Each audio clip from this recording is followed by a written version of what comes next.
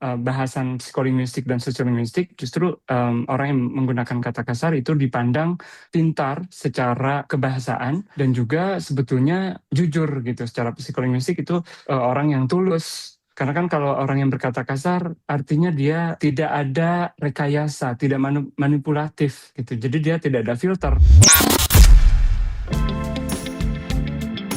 Hai sahabat TCID, kamu sedang mendengarkan podcast Suar Akademia.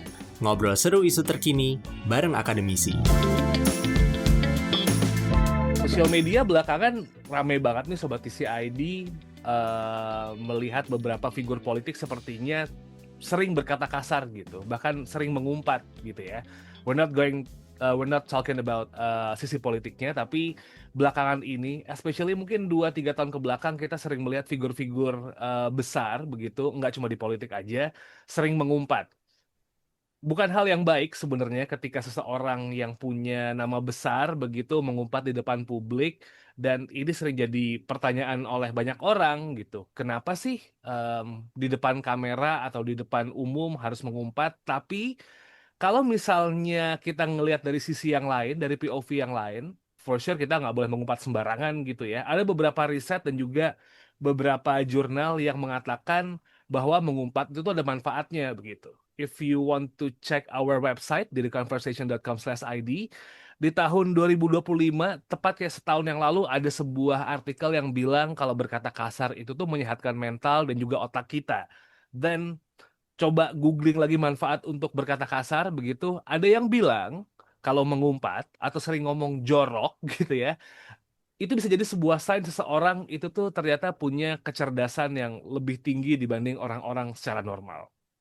Quite interesting to talk about this. So for this episode di Suara Akademia kali ini, kita bakal ngobrol soal mengumpat gitu ya. Kita bakal ngomong soal sebenarnya ada good benefit gak sih dari berkata kasar ini? Atau kita ngomong kasar terus aja biar IQ-nya naik gitu ya. Kita bakal bahas secara lumayan dalam, and for this episode kita ngobrol sama yang nulis artikel tentang berkata kasar menyehatkan mental dan juga otak kita. So, selamat datang buat Mas Elga Ahmad Prayoga. Beliau adalah akademisi dari La Rochelle, dari Prancis. Mas Elga, apa kabar Mas? Ya, baik. Terima kasih. Thank you for having me ya Ya, di podcast ini.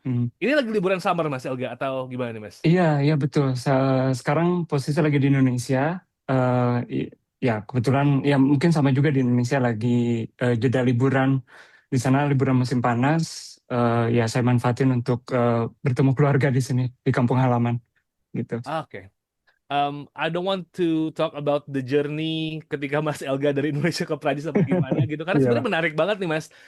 Especially Prancis kayaknya emang negara yang sering banget diidam-idamkan sama banyak orang Indonesia buat tinggal di sana. Tapi kita ngomongin soal fenomena banyak banget orang besar gitu, public figure atau mungkin tokoh-tokoh besar yang lately sering mengumpat gitu Mas ketika ada di panggung, entah itu tuh berhadapan dengan wartawan atau mungkin masuk ke konten media sosial dan juga apa ya, di konferensi pers gitu Mas, di depan publik gitu. Mas Elga ngelihat makin kesini makin banyak tokoh besar yang sering mengumpat di depan publik nih, ngeliatnya gimana nih Mas? Gimana, secara pribadi saya ya menyayangkan saja karena saya pikir itu bukan momen, bukan waktu dan tempat yang bijaksana gitu. Apalagi jika kata-kata kasar ini dilontarkan atau dituturkan oleh orang-orang yang terpandang tokoh gitu di masyarakat, orang penting apalagi gitu. Ya secara pribadi sih demikian ya, apalagi ketika melihat atau dihubungkan dengan konteks sosial, norma-norma yang ada di masyarakat kita gitu. Oke. Tidak etis lah gitu. Hmm.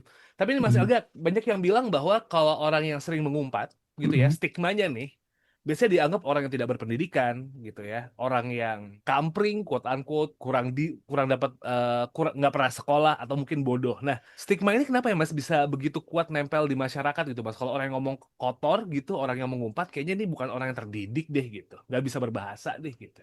Ya, memang itu apa ya, bisa kita bilang atau kita anggap sebagai mitos yang kuat yang mengakar di masyarakat gitu.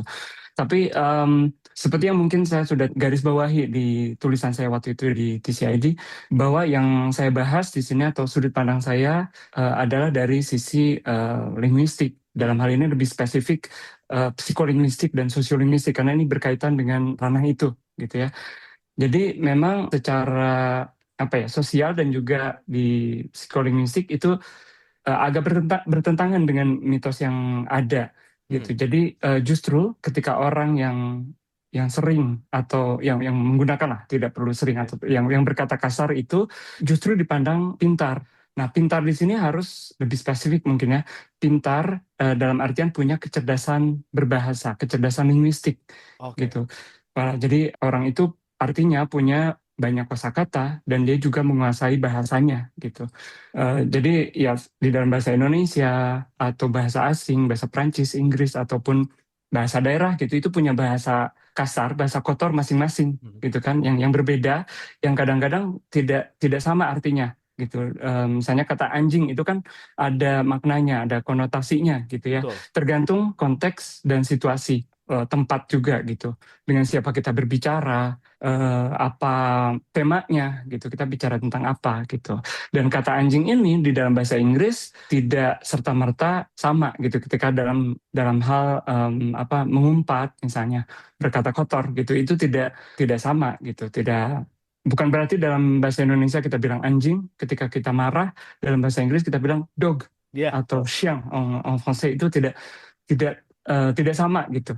Maksudnya dalam bahasan psikolinguistik dan sosiolinguistik justru orang yang menggunakan kata kasar itu dipandang pintar secara kebahasaan dan juga sebetulnya jujur gitu. Secara psikolinguistik itu orang yang tulus. Karena kan kalau orang yang berkata kasar artinya dia apa ya, tidak ada rekayasa, tidak manipulatif gitu. Jadi dia tidak ada filter.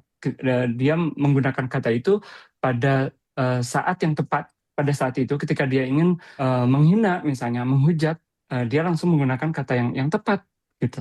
Oke. Menarik nih Mas Elga ketika berbicara soal pintar secara kebahasaan. Artinya orang yang berkata kasar itu tuh kayak punya kemampuan yang gimana ya Mas soal secara kebahasaan? Apakah kayak vocabulary-nya banyak gitu atau dia ngerti penempatan kata yang pas di mana saatnya mereka ngomong? Kayak tadi kita pakai bahasa kata anjing gitu ya kan Hmm, sebenarnya itu kata yang benar-benar netral, hewan berkaki empat begitu. mhm, Tapi kan mhm. dengan penekanan penekanan nada yang beda artinya bisa lain gitu kayak di tulisan Mas Elga gitu ya anjing bisa berarti mengumpat dan memarahi orang bisa jadi kayak bentuk amaze gitu. Does it mean artinya kalau orang yang sering berkata kasar tuh kalau dari psikolinguistik artinya vocabulary-nya lumayan banyak Mas atau gimana nih? Iya, secara linguistik ya, linguistik murninya itu memang ya dianggap pintar karena seperti yang tadi Mas Arif bilang, kosakatanya itu berarti kaya Hmm. dan dia juga secara psikologis, psikolinguistik, maaf, jadi dia bisa menggunakan kata itu pada saat yang tepat. Dia mampu memilih kata yang benar-benar relevan dengan apa yang ingin dia sampaikan dengan kata itu. Jadi secara ringkas, jika dituturkan dengan kata-kata biasa, itu mungkin perlu sebuah definisi, sebuah kalimat yang agak panjang. Tapi dengan satu kata, misalnya tadi anjing lah ya, itu maknanya langsung tersampaikan. Dan maksudnya saya ingin membuat lawan bicara saya sakit hati, marah juga gitu, ingin Ah, memancing emosinya. Saya gunakan kata anjing. Makna dasarnya yaitu sebuah hewan, ya kan? Anjing itu ya hewan yang berkaki empat. Voilà. Tapi di makna konotatifnya, di konteks itu, dia ingin apa memancing lawan bicara supaya marah, kecewa, atau maksud lainnya gitu. Jadi itu yang dimaksud dengan cerdas secara linguistik, secara kebahasaan gitu, Mas Syarif. oke. Tapi kan Hmm. biasanya kalau secara nggak langsung kata-kata ketika swearing gini tuh kan susah buat ngejelasin ke masyarakat. Kalau kemampuan memproses kata-kata kotor itu indikator otak yang kaya akan kosakata nih Mas. Nah, ngejelasinnya gimana nih Mas? Kadang kan suka tricky ya. Kalau misalnya kita ngomong, oh kalau orang ngomong kasar bisa jadi dia tuh oke tahu gitu. Nggak sebodoh yang kita kira. Jelasinnya gimana ya Mas? Karena kadang-kadang orang mikirnya, let's say kita ngomong soal F bintang CK gitu. Atau kita ngomong Mhm. SH bintang T gitu ya. Itu kan kayak, nih orang mulutnya nggak disekolahin nih. Nih orang kayaknya yang sekolah cuman pundak ke bawah gitu, kepalanya ketinggalan, kadang-kadang suka kayak gitu. Iya, iya, iya. Gimana ngejelasin ke publik kalau bisa jadi nentuin konteksnya kudu pas. Karena biasanya ke orang yang lebih senior tuh nganggapnya mulutnya tolong dijaga, padahal it's just an expression nih Mas Elga. Iya, sebetulnya bukan tugas kita juga untuk Ah, menjelaskan ke publik bahwa orang yang berkata kasar ini cerdas loh gitu. Tapi ya memang kita hidup sebagai makhluk sosial gitu, di mana ya itu kompleks, Ya. benar-benar kompleks sih Mas. Makanya di apa ilmu humaniora sosial itu kan sangat apa ya sangat banyak sudut pandang yang harus kita gunakan gitu. Jadi kita nggak bisa serta-merta orang yang berkata kasar, oh dia cerdas secara kebasan, tapi mungkin apa ya kita harus sederhanakan saja gitu, tergantung sudut pandang yang kita pakai gitu. Ya secara kebahasaan dia ya berarti dia menguasai bahasanya gitu. Contohnya gini, orang yang saya orang Sunda di Ah. Indonesia, saya orang Indonesia tapi saya lahir dari suku Sunda. Bahasa ibu saya bahasa Sunda. Hmm. Jadi ketika marah ya saya akan menggunakan bahasa yang saya kuasai, bahasa Sunda atau mungkin bahasa Indonesia gitu ya. Hmm. Tapi tidak mungkin saya marah dengan menggunakan bahasa Jawa yang bukan bahasa ibu saya, Ya. yang saya hanya mengerti beberapa saja, hanya berkat interaksi beberapa saja. Tapi itu bukan bahasa yang saya kuasai gitu. Jadi artinya saya menguasai, saya cerdas bisa dibilang gitu ya. Saya jago bahasa Sunda, tapi saya tidak jago bahasa Jawa gitu. Jadi gitulah ketika kita melihat orang yang marah-marah misalnya, meskipun kita di Jakarta yang dimana bahasa Jawa itu bukan bahasa lokal di Betawi misalnya, tapi ketika ada orang marah dengan menggunakan atau mengumpat dengan bahasa Jawa, kita kan bisa lihat, oh dia orang Jawa gitu, dia menguasai bahasa Jawa, tapi dia tidak menguasai bahasa Inggris karena dia tidak Hmm. mengumpat dalam bahasa Inggris begitu gitu. Jadi tergantung perspektif sih gitu ya. Jadi kita bisa melihat atau menyederhanakan ya tadi ya tentang orang yang mengumpat itu cerdas atau tidak secara kebahasaan dilihat dari ya pilihan kata yang dia gunakan, pilihan kata kotor yang dia gunakan ketika dia marah, mengumpat atau menghujat gitu. Oke. Nah, Mhm. gimana kita ngebedainnya nih Mas Elga gitu? Orang yang mengumpat karena memang punya kemampuan verbal yang tinggi gitu, yang kita udah bahas, sama orang yang memang toxic aja Mas, atau kayak Mhm. anger isunya gede gitu. Karena kan ada orang yang memang sering pakai istilah-istilah yang kalau dianggap sama common sense tuh ini sering ngomong kotor nih gitu. Tapi sebenarnya it's just an honest response yang tadi kayak Mas Elga bilang. Dia cuma emang nggak ngefilter dan itu mungkin perwujudan untuk ngebuat apa ya, nunjukin itu it's that big gitu. Biasanya kan kalau kata anjing sering banget dipakai buat ngeliat hal yang top notch gitu terus dipakai langsung kayak gitulah cara gunainnya. I don't want to Mhm. show how to use it karena memang sering pakai itu juga. Eh, Tapi kadang-kadang ada juga orang yang toxic dikit-dikit SPOK tambah kata apa gitu, SPOK Iya, iya, tambah iya. kata apa gitu. Nah, ngebedainnya gimana Mas Elga? Oke, ngebedain apakah itu sebuah gangguan atau bukan gitu ya. Hmm. Mas Ari. Iya, jadi ya sekali lagi saya di sini ya berbicara dari sudut kebahasaan ya, Ya. linguistik gitu. Jadi bukan dari benar-benar psikologi yang murni gitu ya, karena itu Betul. mungkin lain. Mereka punya apa barem atau namanya norma tertentu untuk mengukur apakah seseorang yang sering menggunakan kata kasar itu dianggap kelainan atau ada gangguan gitu ya secara kejiwaan gitu. Tapi saya akan membahasnya secara kebahasaan Hmm. gitu. Jadi kalau dari kebahasannya ya jelas sekali gitu ketika apa namanya kata-kata kasar, kata-kata kotor itu digunakan secara berlebihan pada konteks yang tidak tepat, itu adalah suatu kelainan anomali dalam linguistik gitu karena ya tidak relevan, tidak ada kaitannya dengan tujuan komunikasi gitu. Kalau linguistik kan berhubungannya terutama dengan komunikasi gitu. Kita yang menyampaikan informasi dari kata-kata yang kita gunakan Iya. gitu. Jadi ketika kata-kata kasar itu selalu muncul berlebihan pada konteks yang tidak tepat gitu dengan tujuan yang tidak jelas, tidak terarah gitu. Walaupun ya kita konteks antar teman ya santai gitu. Tapi ketika itu repetitif berulang-ulang kita gunakan kata anjing anjing anjing anjing itu sudah kita bisa bilang kelainan gitu ya Hmm. karena tidak perlu itu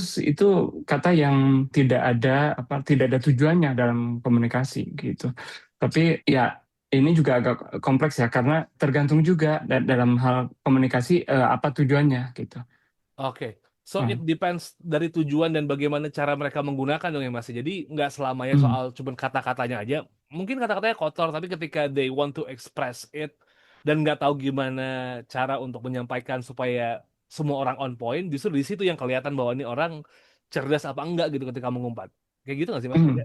Iya, iya betul. Karena kan pada prinsipnya ya, jadi kata kasar atau ketika seseorang mengumpat itu kan ada momen ya, ada konteks. Apakah orang Iya. itu kesakitan, apakah dia sakit secara fisik Hmm. ataupun secara psikologis ya, dia sakit hati mungkin, dia marah atau mungkin dia hanya terkejut gitu. Jadi ada konteks dulu yang apa ya, yang hadir gitu, tergantung apakah itu sekali lagi kesakitan, apakah itu orang itu marah, apakah dia sedang terkejut saja, stres gitu ya. Nah, jadi tubuh itu secara alami juga dia punya mekanisme pertahanan tubuh lah gitu Oke.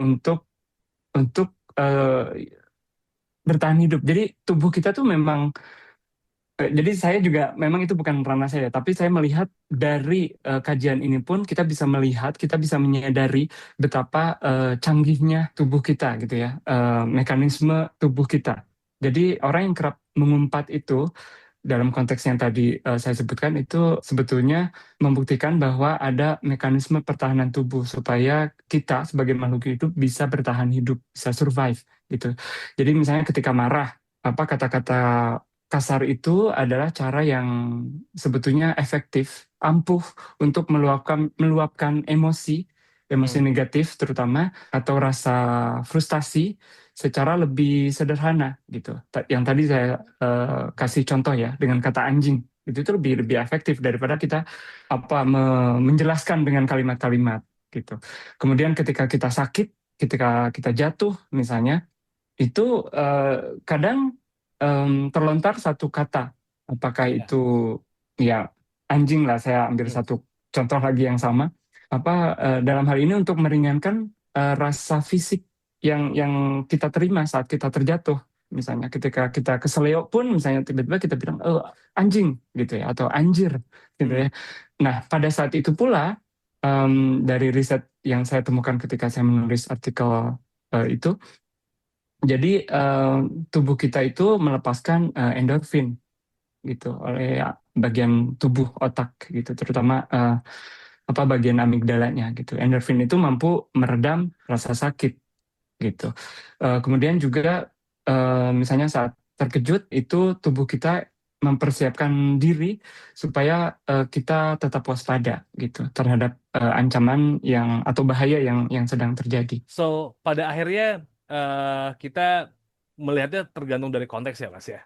Betul, Kalau memang setiap hari semuanya dipakein kata-kata kasar gitu, manggil teman-temannya berkata kasar, mungkin kita nggak bisa menilai ini orang cerdas apa enggak begitu. Tapi kalau misalnya konteksnya adalah respon sesuatu atau mungkin menggambarkan sesuatu, itu baru bisa diasumsikan bahwa orang ini tuh punya kecerdasan dan juga good for our mental.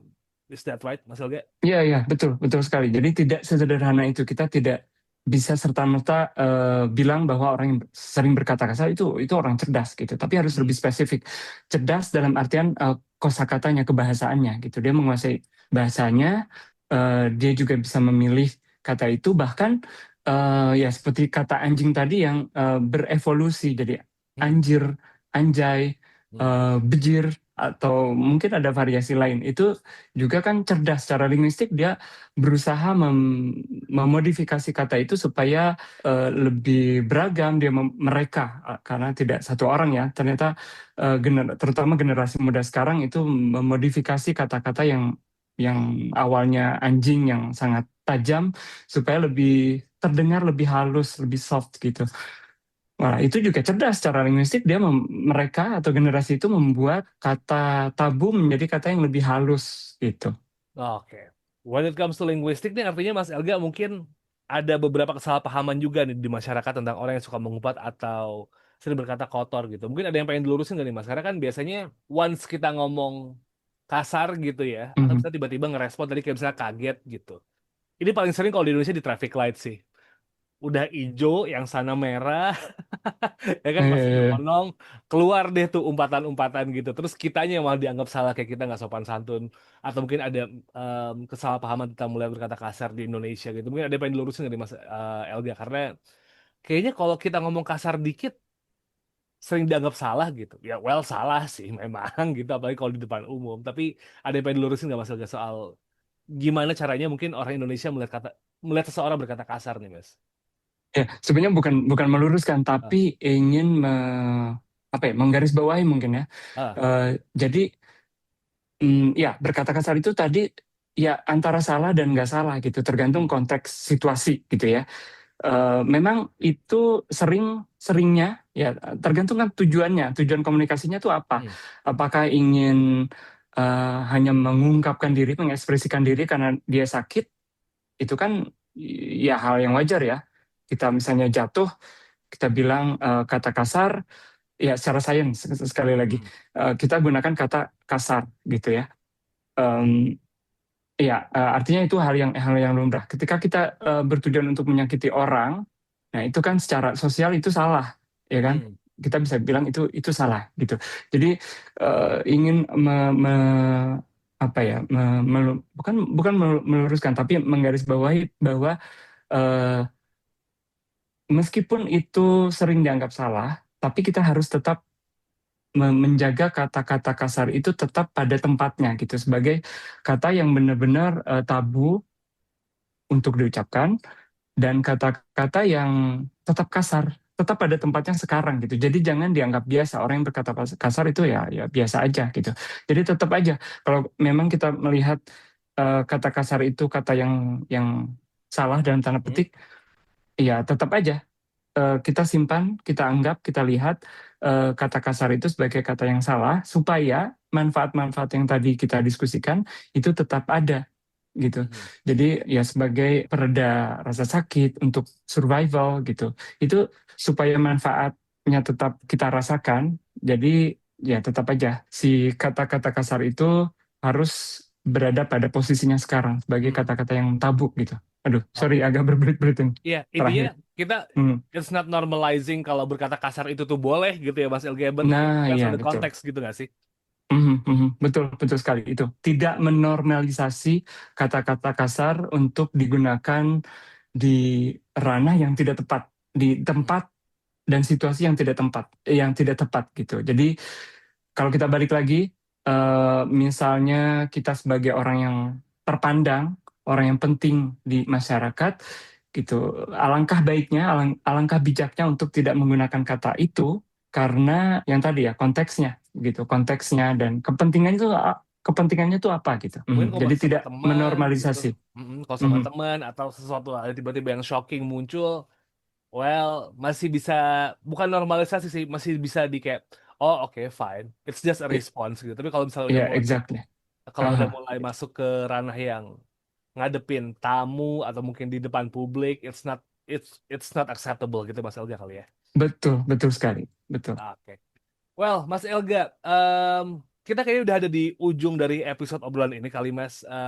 Mungkin ada yang pengen disampaikan lagi terkait hal tentang mengumpat dan juga sepertinya makin banyak orang yang menganggap ngomong kotor, quote unquote, ini lagi sering banget dikeluarin gitu, bahkan kayak dijadiin konten pun jadi hal yang wajar gitu. Mungkin ada yang pengen disampaikan, Mas Elga?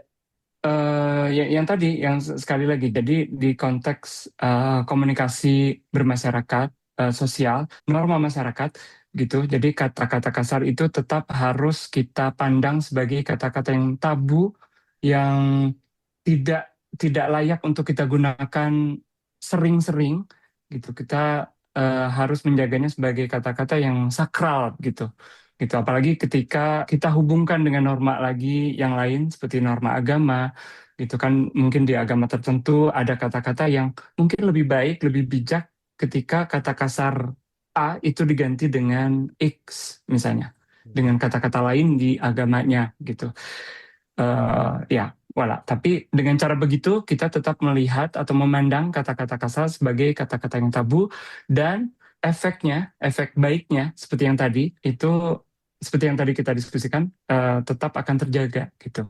Jadi kita apa, secara tidak langsung kan itu mengurangi stres gitu, karena perasaan kita bisa tersampaikan, terungkapkan dengan baik gitu.